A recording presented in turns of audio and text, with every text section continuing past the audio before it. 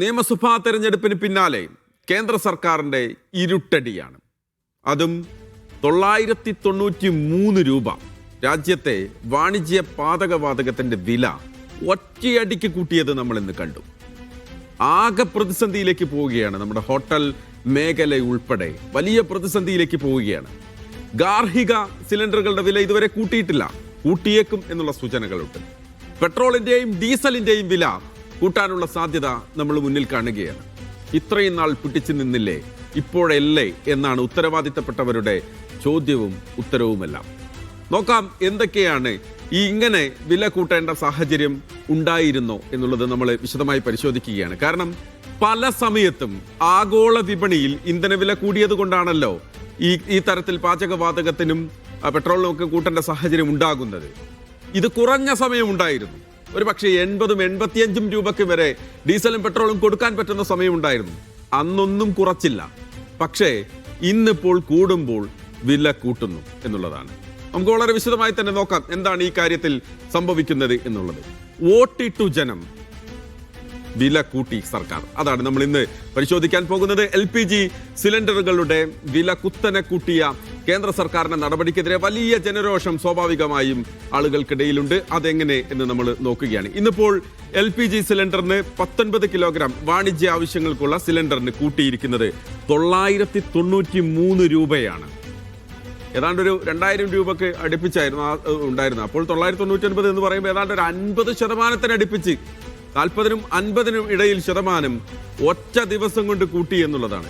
സിലിണ്ടറിന്റെ വില എത്രയാണെന്ന് അറിയാമോ? ഇപ്പോൾ 3000 രൂപക്കധികമാണ് രാജ്യത്ത് വാണിജ്യ സിലിണ്ടറുകളുടെ ഇന്നത്തെ വില. നമുക്ക് കേരളത്തിലേക്കൊന്ന് നോക്കാം. തിരുവനന്തപുരത്തേക്ക് നോക്കൂ, 3106 രൂപ. കൊച്ചിയിലേക്ക് നോക്കാം, കൊച്ചിയിൽ ഏതാണ്ട് 3085 രൂപ. കോഴിക്കോട്ടേക്ക് നോക്കൂ, കോഴിക്കോട്ട് 3117.5 രൂപ. കോഴിക്കോട്ട് വാണിജ്യ സിലിണ്ടറുകളുടെ വില എന്ന് പറയുന്നത്. നോക്കണം, ആഴ്ചകൾക്കുള്ളിൽ കൂട്ടിയത് എത്രയാണെന്ന് അറിയാമോ? ഈ കഴിഞ്ഞ മാർച്ച് മാസം അവസാനം, ഏപ്രിൽ മാസം തുടക്കത്തിൽ, ഇപ്പോൾ ഇന്ന്, അപ്പോൾ ഏതാണ്ട് ഒരു 1.5 മാസത്തിനിടയ്ക്ക് 1300 രൂപയിലധികമാണ് കൂടിയത്. നമുക്കറിയാം കേരളത്തിലെ ഹോട്ടലുകൾ വലിയ തോതിൽ പ്രതിസന്ധിയിലൂടെ കടന്നുപോവുകയാണ്, ഇന്ത്യയിലെ മൊത്തം. കാരണം ആവശ്യത്തിന് നമുക്ക് സിലിണ്ടറുകൾ കിട്ടാനില്ല. യുദ്ധത്തിന്റെ സാഹചര്യത്തിൽ സിലിണ്ടറുകൾ കിട്ടാനില്ല. പലയിടത്തും ഹോട്ടൽ മേഖല വലിയ പ്രതിസന്ധി അനുഭവിച്ചതാണ്. അതിന് പിന്നാലെയാണ് ഇപ്പോൾ ഈ വലിയ പ്രതിസന്ധിയിലേക്ക് വീണ്ടും അവരെ തള്ളിവിടുന്നത്. അപ്പോൾ ഏറ്റവും പ്രധാനമായി നമ്മൾ കാണുന്നത് നിലവിലെ വാണിജ്യാവശ്യങ്ങൾക്കുള്ള പാചകവാതക സിലിണ്ടറിന്റെ വില ഏറ്റവും കൂടുതൽ വലിയ പ്രശ്നങ്ങൾ ഉണ്ടാക്കാൻ പോകുന്നത് ഒന്ന് ഹോട്ടൽ മേഖലയിലാണ്. അതോടൊപ്പം തന്നെയാണ് ഹോസ്റ്റലുകൾ, അതുമായി വാണിജ്യ സിലിണ്ടറുകൾ ഉപയോഗിച്ച് പ്രവർത്തിക്കുന്ന, ഭക്ഷണം പാകം ചെയ്യുന്ന ഇടങ്ങളിലൊക്കെ, ഇപ്പോൾ ബേക്കറികളിലായാലും ഹോട്ടലുകളിലായാലും ഒക്കെ വലിയ തോതിൽ വില കൂടും. അത് സാധാരണ ജനങ്ങളിലേക്കാണ്. ഗാർഹിക ഗ്യാസിന്റെ വില ഞങ്ങൾ കൂട്ടിയില്ലല്ലോ എന്ന് ചോദിക്കുന്നവരോട് ഈ പണമൊക്കെ സാധാരണ മനുഷ്യന്റെ പോക്കറ്റിൽ നിന്ന് എടുത്ത് ചെലവാക്കാനുള്ളതാണ്. വില കൂടുന്നത് അനുഭവിക്കുന്നത് സാധാരണ ജനങ്ങളാണ് എന്നുള്ളതാണ്. തെരഞ്ഞെടുപ്പ് കഴിയുന്നത് വരെ കാത്തിരുന്നു എന്നുള്ളതാണ് നമ്മൾ നോക്കേണ്ടത്. നോക്കൂ, തെരഞ്ഞെടുപ്പിന് ഇപ്പം 5 സംസ്ഥാനങ്ങളിൽ, അസാമും ബംഗാളും തമിഴ്നാടും ഉൾപ്പെടെയുള്ള, കേരളം ഉൾപ്പെടെയുള്ള തെരഞ്ഞെടുപ്പുകൾ കഴിഞ്ഞ് തൊട്ടടുത്ത ദിവസം കൂട്ടുകയാണ്. ഇത് ഇന്നും ഇന്നലെയുമല്ല. 2018 കർണാടക തെരഞ്ഞെടുപ്പിന്റെ സമയത്തുണ്ട് സിലിണ്ടറിന്റെ ക്ഷാമം നമ്മൾ ഒരു വശത്ത് അനുഭവിക്കുകയാണ് കേട്ടോ. ആ സമയത്താണ് വീണ്ടും ഇരുട്ടടി പോലെ ഈ വില കൂടുതലും വരുന്നത്. 2018 കർണാടക തെരഞ്ഞെടുപ്പിന്റെ സമയത്ത് ഇതുപോലെ പെട്രോൾ ഡീസലിന്റെ വിലയിലേക്ക് നമുക്ക് വരാം. അത് കൂടും എന്ന് പറയുന്നുണ്ട്. എത്ര കൂടും എന്ന് ചോദിച്ചാൽ സമൂഹ മാധ്യമങ്ങളിലൊക്കെ വലിയ എമൗണ്ട് ആണ് പറയുന്നത്. 20-25 രൂപ വരെ കൂടും എന്നൊക്കെയുള്ള പ്രചാരണമുണ്ട്. അത് ശരിയാവണമെന്ന് ഉണ്ടാകില്ല. പക്ഷേ വില കൂടാനുള്ള സാധ്യത നമ്മൾ മുന്നിൽ കാണുന്നുണ്ട്. ഈ പെട്രോൾ ഡീസൽ വില ഈ തെരഞ്ഞെടുപ്പുമായി കണക്ട് ചെയ്യുന്നത് എങ്ങനെയാണ്? 2018 കർണാടക നിയമസഭാ തെരഞ്ഞെടുപ്പിന്റെ കാലം നമുക്ക് ഓർമ്മയുണ്ട്. 10-19 ദിവസം അവിടെ പെട്രോൾ വില കൂട്ടിയില്ല, നിശ്ചലമായി കിടന്നു. ആളുകൾ വോട്ട് ചെയ്യാൻ വേണ്ടി പോകുന്ന സമയമാണ്. വോട്ട് കഴിഞ്ഞു, 2-ാം ദിനം കൂട്ടൽ തുടങ്ങി. 10 ദിവസത്തിനിടയിൽ ഏതാണ്ട് 2 രൂപ 2.5 രൂപയോളം കൂടി. 2019 കർണാടക ഇലക്ഷന്റെ സമയത്ത് 3 രൂപ 18 പൈസ കൂടി. 2019 ലോക്സഭാ തെരഞ്ഞെടുപ്പ് കാലം അതുപോലെ തന്നെയായിരുന്നു. വോട്ടെടുപ്പ് പ്രചാരണത്തിന്റെ ഒരു സമയത്തൊന്നും എവിടെയും നിശ്ചലമായി കിടന്നു. വോട്ട് കഴിഞ്ഞു, തൊട്ടടുത്ത ദിവസം വീണ്ടും അവിടെയും വില കൂട്ടുന്നത് നമ്മൾ കണ്ടു. അപ്പോൾ തെരഞ്ഞെടുപ്പ് കഴിയാൻ വേണ്ടി കാത്തിരിക്കുകയാണ് എന്നുള്ളതാണ്. അത് ഇത്തവണയും നമ്മൾ കണ്ടു.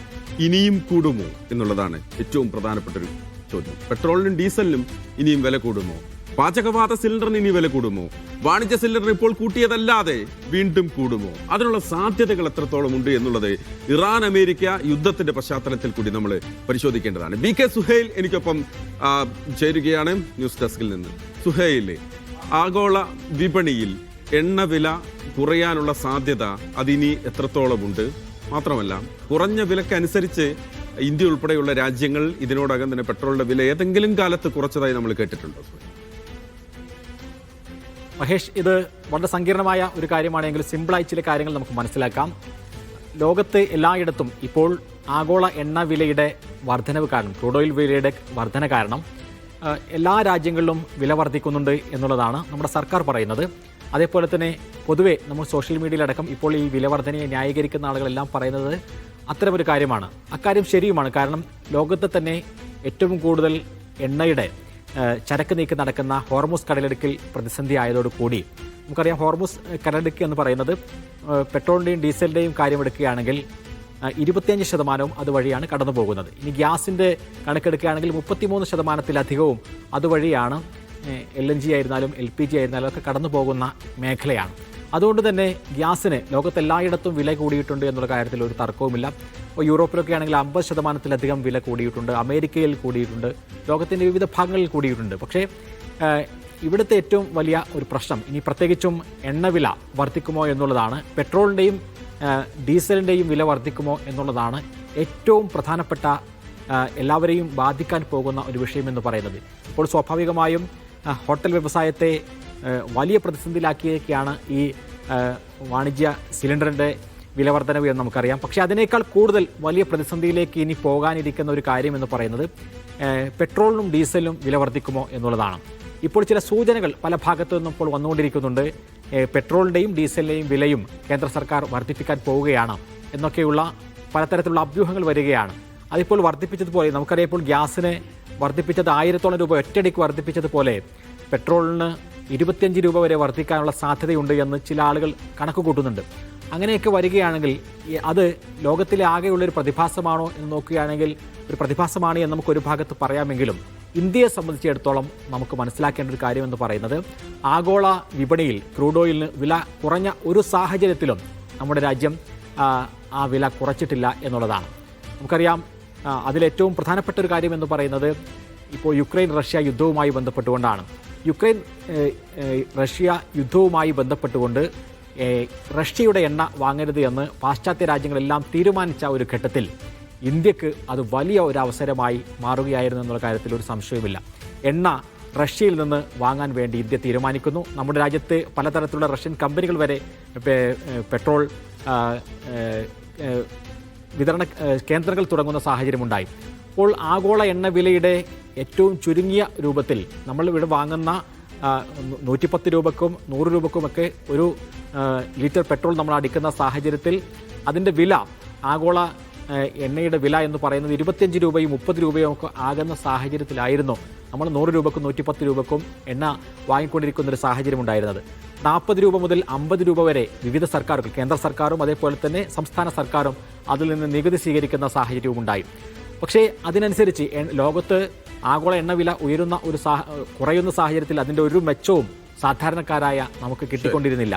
ഇപ്പോൾ ഏതായിരുന്നാലും ആഗോള എണ്ണവില ഉയരുമ്പോഴും ഈ സാഹചര്യത്തിൽ പോലും നമ്മുടെ സർക്കാരിനോ അല്ലെങ്കിൽ എണ്ണ കമ്പനികൾക്കോ നഷ്ടമുള്ള ഒരു സാഹചര്യമല്ല ഇപ്പോഴത്തെ എണ്ണവിലയിലും എന്ന് നമുക്ക് പറയേണ്ടി വരും. കാരണം ക്രൂഡ് ഓയിൽ വില 125 വരെ എത്തിയാൽ പോലും നിലവിൽ ഇപ്പോൾ നമ്മൾ നൽകിക്കൊണ്ടിരിക്കുന്ന ഒരു ലിറ്ററിന് 110 രൂപ അല്ലെങ്കിൽ 108 മുതൽ 110 രൂപ വരെയൊക്കെയുള്ള ഈ വില പോലും നമ്മുടെ സർക്കാരിനായിരുന്നാലും വലിയ രൂപത്തിൽ നികുതി സ്വീകരിക്കാനും പെട്രോൾ കമ്പനികൾക്ക് അത് സ്വീകരിക്കാനും പറ്റാവുന്ന സാഹചര്യത്തിലാണ്. ഇനിയും യുദ്ധം മുന്നോട്ട് കൊണ്ടുപോവുകയാണെങ്കിൽ അതെത്രത്തോളം ഉയരും എന്നുള്ള കാര്യത്തിൽ ആശങ്കയുണ്ട് എന്ന് തന്നെ നമുക്ക് പറയേണ്ടി വരും. ശരി, അതാണ് BK സുഹൈൽ വളരെ വ്യക്തമായി കൃത്യമായി ആ കാര്യം നമുക്ക് വിവരിച്ചു തന്നു.